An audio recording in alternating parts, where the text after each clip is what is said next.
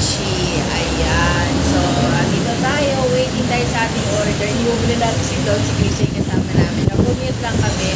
So, medyo maigay pakita kasi. Dito tayo sa Commonwealth. Ayan, si Christian nagbabayad siya sa Lola Nena. Guys, andito tayo sa bahay, home sweetie home na tayo. Ayan, nakahanda na rin, nakahubad na naman siya. Ayan, nakahanda na yung ating table. Ito yung binili nating chicken biryani. So, ayan, pakita ko sa inyo. Ayan, dito siya. Ayan. Trust, taste, and know why. Ayan, hindi daw niya alam kung bakit. So, hindi natin alam kung masarap. Ito yung mga sauces niya. At saka ito. Ayan. So, ayan, kakain na tayo. Let's go! Attack! Hi guys! I'm back! Ayan, I'm back na guys. Kasi hindi ko na kayo nabalikan kanina kasi marami na tayong mga sukid dumarating. Nilalabas ko pa yung mga paninda natin, inaayos ko pa. So, may mga dumarating na tayong mga suki. So, kaya inuuna ko muna sila kaya hindi tayo makapag-vlog. Medyo busy na. So, ngayon, dinner time na. So, magluluto lang ako ng tofu with pork. Ayan, na ulam para sa ulam namin ngayong gabi. So, samahan nyo ako guys. So, hindi ko na siya isa-isayin sa inyo. Magluluto na lang tayo para mabilisan na lang to. And then, para makapag-dinner na tayo. So, ayan. So, wala tayong masyadong ganap dito sa bahay. Namalengke lang kami kaninang umaga. Sinamahan ako ni Christian. And medyo marami tayong pinamalengke dahil kahapon marami rin tayong mga benta. So, mga naubos yung ating mga supply. So, kailangan nating mag-refill. So, kaya kanina nagpalengke muna kami and then bumili tayo ng mga paninda natin. And nag-ayos lang ako ng konti dito sa kusina namin kasi medyo naguguluhan ako guys. So, ayun na nga at medyo hindi lang maganda kasi yung palengke dito sa amin. So, may mga yung mga pinagbibilihan ko ng mga supplies ko nawala sila. So, hindi ko alam kung saan sila lumipat. Kaya, naghahanap ulit ako ng mga pwede kong bilihan ng mga supplies ko, kagaya ng mga tusok-tusok natin, mga fishball, kikiam. So, inikot-ikot muna namin yung palengke kanina. Awa naman ng Diyos, ayan, may nakuha tayong mga supply, may mga fishball, kikiam. So, medyo dinamihan ko na sila para tagdadalawang balot na yung pinagbibili ko para hindi na tayo pabalik-balik sa palengke kasi sayang din ang pamasahe. Minsan kasi ayon Christian nang nag-i-e-bike, lalo na kapag siya kasama ko, ayaw yung nag-i-e-bike. Pag si Dong ang kasama ko, yan, nag-i-e-bike kami. So, ako yung nagdadrive ng e-bike. So, ayan. So, tara, let's go. Magluto na tayo. Nagugutom na ako. So, tara, let's go! So, ito yung ating mga ingredients. Meron tayo itong pork, tokwa, sibuyas, at bawang. Simpleng ingredients lang natin meron. At saka ang black beans, ayan. So, ilulutuin muna natin yung ating tofu. So, pag dyan lang kayo, watch lang muna kayo sa aking pagluluto.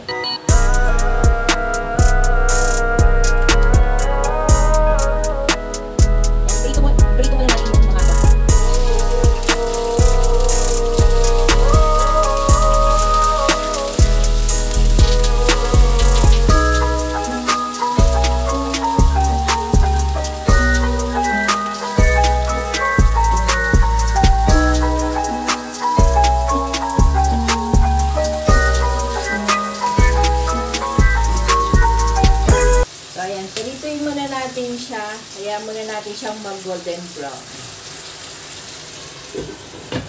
Ayan, medyo makakapagpahinga. Maaga tayong makakapagpahinga ngayon. Medyo pakiramdam nyo ba na medyo umiinit-init na naman ngayon. At umuulan, umiinit. Pero hindi ganun kalakas yung ulan.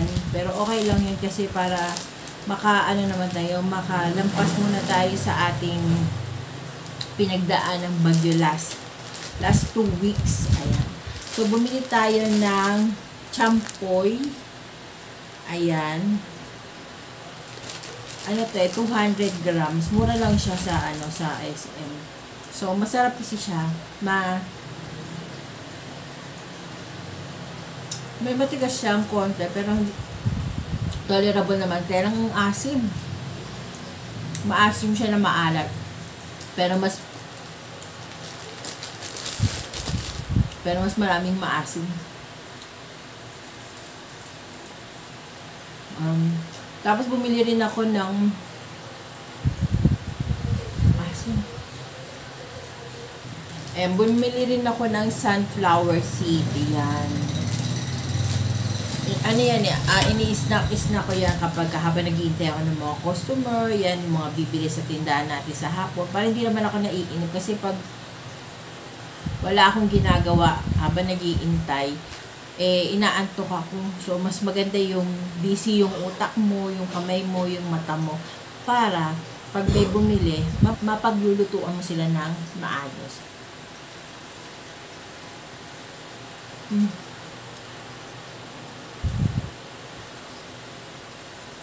Nanonood sa taas si Dong. Naglakad na kaninang hapon si Dong. Alas 5 na siya nagwo-walking. So, kung hindi uulan mamaya, baka mag-walking ulit kami. Nagtatatlong ikot na kami ulit sa gabi para lumakas ulit yung mga tuhod niya at saka ma-burn niya yung mga kinakain niya. Kasi, sinabihan siya ng kapatid niya na medyo tumataba-taba na daw ulit si Dong. So, kailangan niya ulit cut ng carbs niya and kailangan niya ulit mag-exercise kasi hindi po pwedeng mataba siya, hindi pwedeng mag-third attack siya. So, kaya ganun, talagang nag-e-effort tayo na kahit pagod tayo sa pagtitinda natin sa araw-araw, sa palengke. Kasi pagising ko pa lang sa umaga, nag-breakfast lang ako, umiinom na ako ng mga gamot namin. And then, alis na kami. Punta na agad kami sa palengke. So, ganun yung aming ginagawa everyday. Ayan. So sobrang nakakapagod. Kailangan natin kailangan nating gumalaw, kailangan nating magtrabaho para meron tayong instant. Meron tayong pambayad ng ating mga pang Lazada. Ayan, pang online siya, mga online na binibili natin. So, kailangan nating talagang ipagpag yung katawan natin para meron tayong pambili ng kailangan din naman natin i-pamper yung mga sarili natin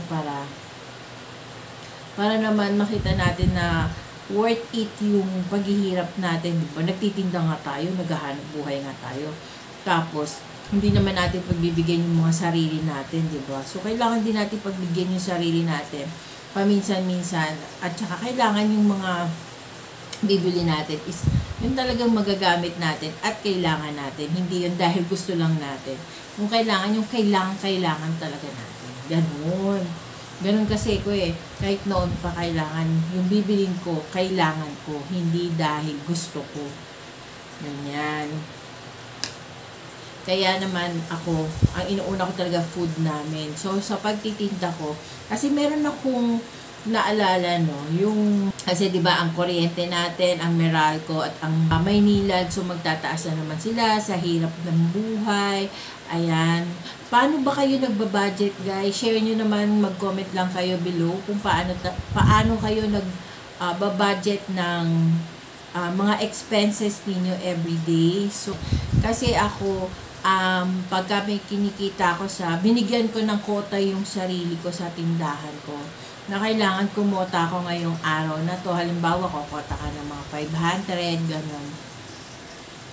Kailangan, yung 100 doon, itatabi mo para sa kuryente, 100 itatabi mo para sa tubig, tapos yung 200 itatabi mo para sa pagkain ninyo, tapos yung 100 doon, yun yung pangbili mo ng yung mga kailangan mo.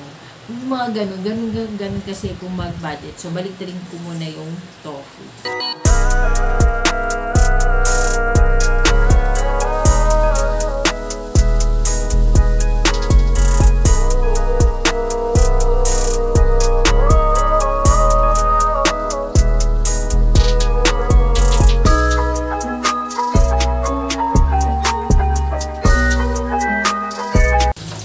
Baliktad na natin yung ating tofu. Ayan, medyo na siya. golden brown na siya. Wala ko ng paglalagyan natin kasi aahunin na natin siya. And ahunin na natin kasi para hindi naman siya matigas mamaya pag niluto natin siya.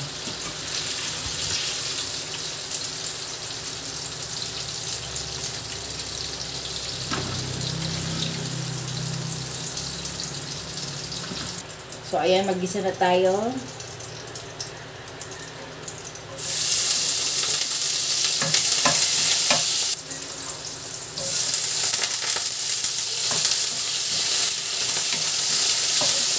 So, ayan na nga, guys. So, ayan, pinapalambot na lang natin yung ating pork. Maya-maya lang is ilalagay na natin yung ating tokwa. And lalagyan lang natin ng konting slurry. Hindi ko na pinakita sa inyo yung aking pagluluto kasi ang alam ko meron na akong vlog niyan. So halongkatin nyo na lang sa aking mga videos. Yung mga old videos ko meron na akong ginawa niyan. So yun na nga, malapit na maluto yung ating pang dinner. Nakahanda na rin yung aming table. May ano na rin sa aming table. Medyo magulo yung table natin, pagpasensyahan nyo na. Kasi kulang tayo rito sa bahay ng mga patungan para sa mga ibang gamit eh. So, hayaan na lang muna natin dyan. Kasi yung mga ano namin dito, maliit lang kasi yung kusina ko. So, dapat kung hindi nagkasakit si Dong siya kasi yung mga magdi-drill dito para meron ako mga lalagyanan ng mga anik-anik ko. Kaya lang, since nagkasakit nga siya, si Christian medyo busy sa trabaho niya, mahirap naman siyang utusan na mag-drill kasi nga, mas priority niya yung work niya. So, ako naman, hindi naman ako mahilig mag-drill at saka hindi ako marunong. So, hayaan na lang muna natin. So, hayaan nyo na muna yung ating mga kalat sa lamesa. So, ayan, ang bango-bango guys. Ang bango-bango ng niluluto ko. Pagka yan ang ulam namin, grabe, ang dami ko nakakain. Kasi, ano siya eh, yan yung Chinese food yan. Yan lagi ang niluluto ng nanay ko nung nabubuhay pa siya. Yan ang lagi niya niluluto kasi nire-request siya ng papa ko. Kasi ang papa ko is Chinese. So, ako kasi half na ako. Half Chinese, half. Hindi, half Pinoy, ayan, half Filipino, half Chinese. Pero si papa ko, full-blooded siyang Chinese, ayan. Pero hindi kami kasali sa Pogo ha, kasi nung time na buhay ang papa ko, wala pang Pogo. So ayan, luto na yung ating pork and tofu. So, pakita ko sa inyo yung kinalabasan ng ating ayan, yung lutong ulam natin for today. Ayan, sa aming dinner. So, pakita ko sa inyo. So, ayan na. Tadaan! O, diba? Luto na yung ating ulam. Pork tofu. Ayan, with black beans. Ang aming ulam. Yummers! So, ayun na nga guys. So, tapos na tayong magluto. Kakain na kami. So, hahabol na lang daw si Christian dahil nasa meeting pa siya. Good evening guys! Good evening. Ayan, nag-walking kami. Midnight walking. Midnight. Ano? Night walking. Night walking. Ayan, night walking after ng dinner. So, ayan, walking pa tayo guys. Medyo malamig, mahangin ngayon. May mga nagtitenis ng kids. May nagtitenis daw dun. So, ayan, walking. Nag-walking na siya kaninang 5, pero nag-walking pa rin kami ng gabi. Ayan, para hindi mainit at saka hindi masyadong crowded. Pero malamig ngayon ha.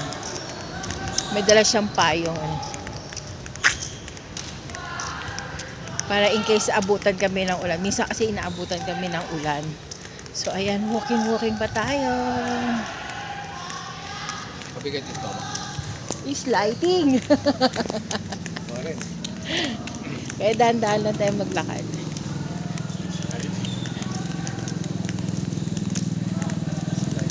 Gilit ka, gilit.